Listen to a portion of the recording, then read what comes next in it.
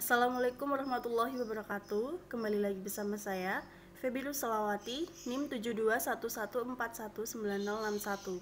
Pada kesempatan kali ini saya akan membahas proyek 1, yakni keahlian teknologi sehari-hari. Langsung saja kita bahas. Yang pertama, ada sistem operasi dapat dianggap sebagai program komputer yang menjalankan program lain di komputer. Program ini menjalankan peralatan seperti hard drive dan mouse. Program ini memiliki utilitas, yaitu program kecil yang mampu menduplikasi file, menginstal peranti lunak aplikasi baru, mengatur tampilan desktop komputer, dan lain-lain. Microsoft Windows adalah sistem operasi yang paling populer untuk mikrokomputer. Beberapa orang tidak terlalu menyukai Windows. Semua orang mengakui luasnya penggunaan sistem operasi ini dalam aplikasi bisnis. Selanjutnya, ada sistem operasi yang lain. Microsoft bukanlah satu-satunya vendor yang menawarkan sistem operasi untuk mikrokomputer. Selain itu, komputer mikro standar dari Lenovo, Dell, Gateway, dan lain-lain dapat menggunakan sistem operasi Unix.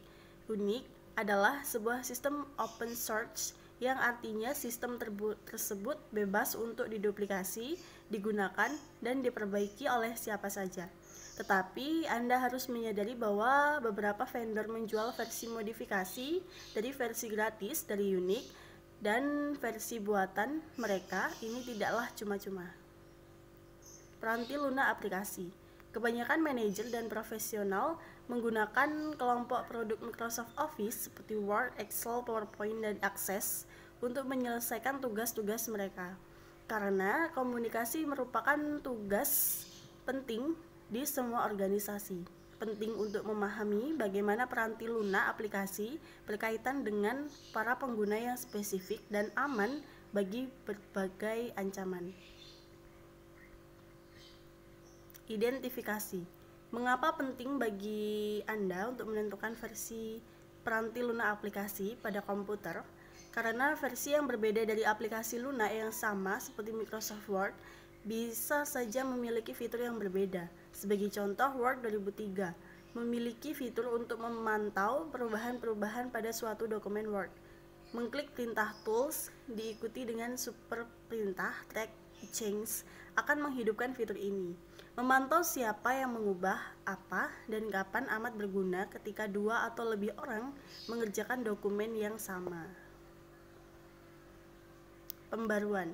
Seperti halnya dapat memperbarui sistem operasi, Anda juga dapat memperbarui aplikasi. Kunjungilah situs web Microsoft dan pilih Office Update.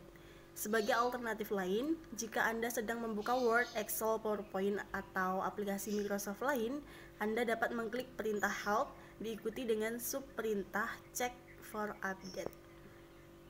Melacak perubahan. Fitur Track Change telah disebutkan lebih awal.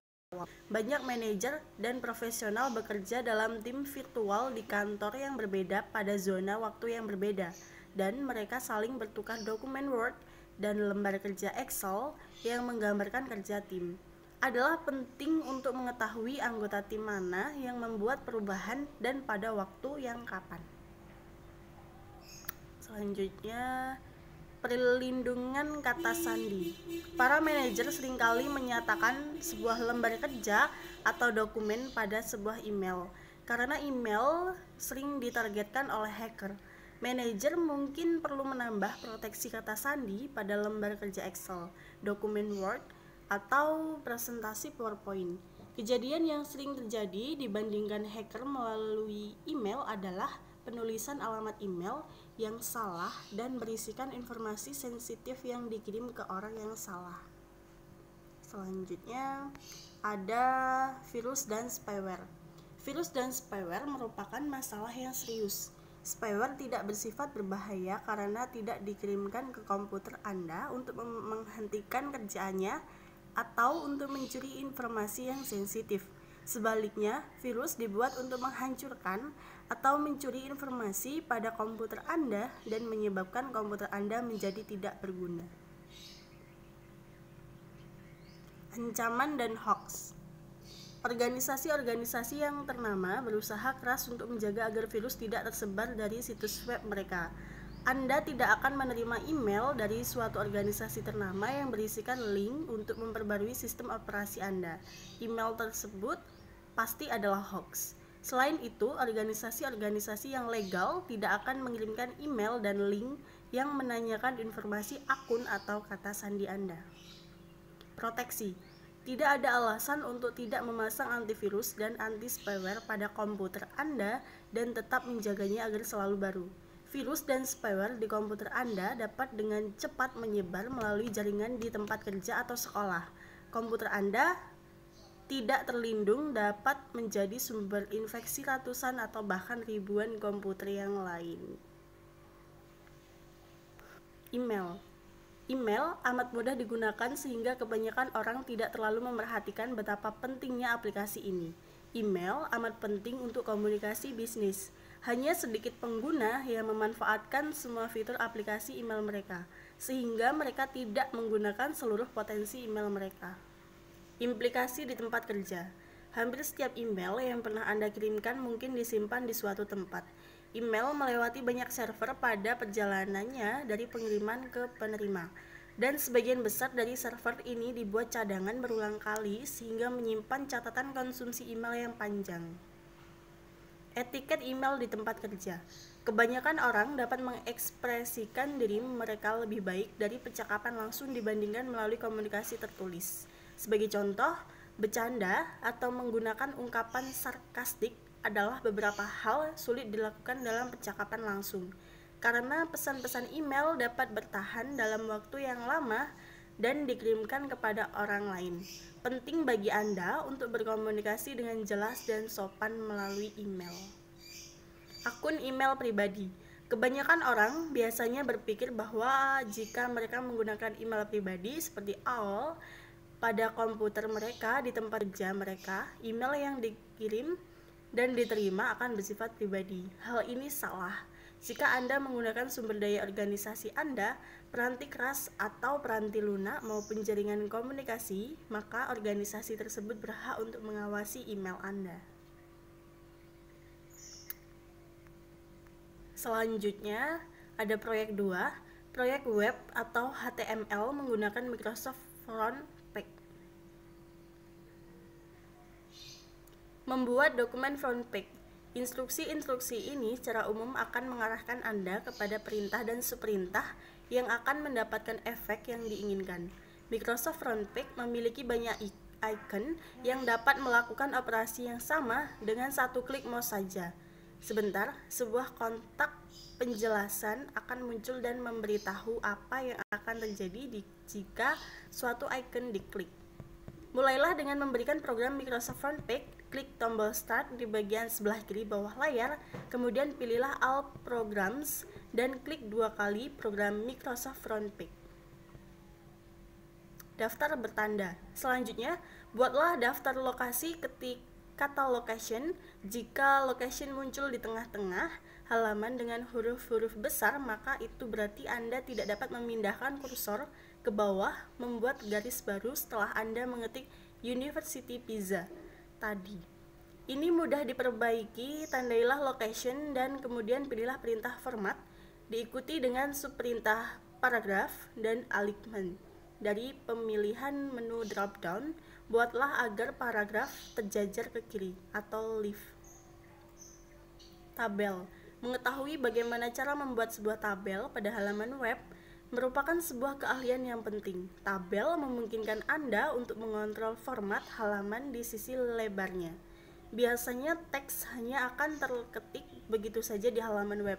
Tabel merupakan suatu yang sederhana untuk dimasukkan dan memungkinkan Anda untuk mengontrol tampilan halaman web tersebut. Menambahkan gambar. Gambar dapat menjadi suatu bentuk komunikasi yang memiliki kekuatan pada suatu halaman web. Contohnya, kita akan memasukkan gambar seseorang yang sedang memegang sebuah pizza. Geserlah kursor dari 2 baris di bawah tabel, lalu klik perintah Insert, diikuti dengan subperintah Picture, pilihlah Clip Art. Link halaman web.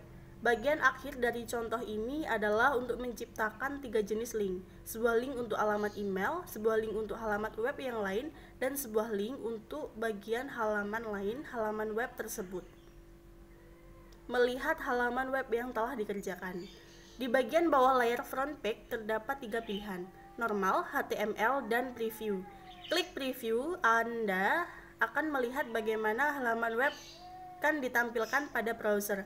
Apakah contoh yang telah dibuat bekerja dengan baik? Halaman tersebut tidak akan harus terlihat persis. Perhatikan bahwa teks tersebut terbentuk huruf miring pada halaman web akan sebagaimana halnya teks tersebut pada klik link kontak us. Sebuah jendela yang berinteraksi dengan program email akan terbuka pada bagian to, dan Anda dapat melihat alamat email Anda pada bagian subjek. Anda akan melihat University Pizza. Jika tulisan-tulisan ini tidak muncul, maka kemungkinan komputer Anda tidak diizinkan untuk mengirimkan email atau Anda belum membuat link dengan benar. Kelebihan dan kekurangan front page. Yang ditampakkan oleh halaman web bukanlah apa yang digunakan oleh browser web yang tersebut untuk membuat halaman.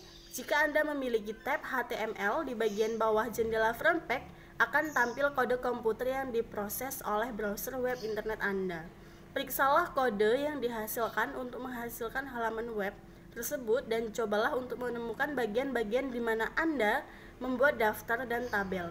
Coba untuk menemukan gambar dan link yang Anda tampakkan di halaman web tersebut. Kebanyakan orang merasa mudah menggunakan front page untuk membuat halaman web, tetapi front page harus membuat berbagai asumsi dan default untuk membuat sebuah halaman web. Ini akan menghasilkan file komputer yang panjang sekadar untuk melakukan tugas yang sederhana. Kelemahannya adalah kode HTML, kode yang diproses oleh browser internet yang dihasilkan tidak efisien. Komputer dan peranti lunak semakin murah sementara biaya gaji dan upah semakin tinggi. Oleh karena itu, kebanyakan organisasi mengandalkan peranti lunak seperti front page untuk menghemat biaya karyawan. Baik, sekian yang dapat saya sampaikan. Lebih dan kurangnya mohon dimaafkan. Saya akhiri. Wassalamualaikum warahmatullahi wabarakatuh.